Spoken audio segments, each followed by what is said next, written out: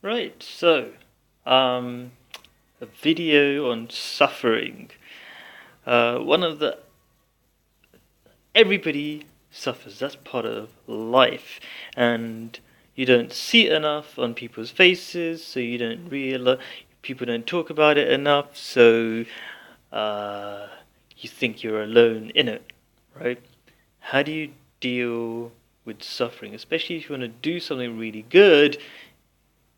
If you want to really live the way you want to live, you're going to take a lot of risks and you're going to have a lot of suffering.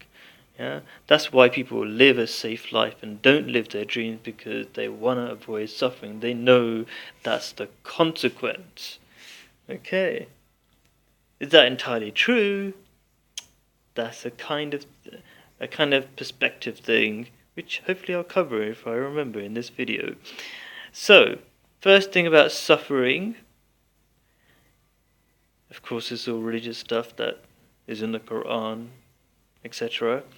Uh, every challenge you meet is designed for you.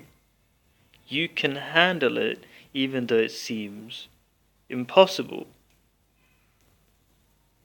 Now, also, a lot of suffering is in our mind because we really don't want to.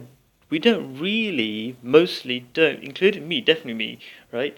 We don't want to grow. We don't want to become better people. We just want the results of becoming a better person.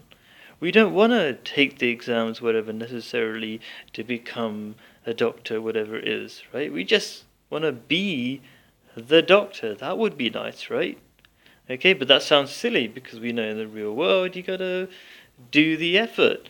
But in the spiritual world, because we kind of don't want to do, we don't want to think about the next life, we don't want to do whatever, we don't want to think about God, we don't do that. So we really don't like suffering, even though suffering is part of growing. And I really felt that today. Like, I'm going through loads of suffering to food, money, everything's just going wrong. So many uncertainties, right?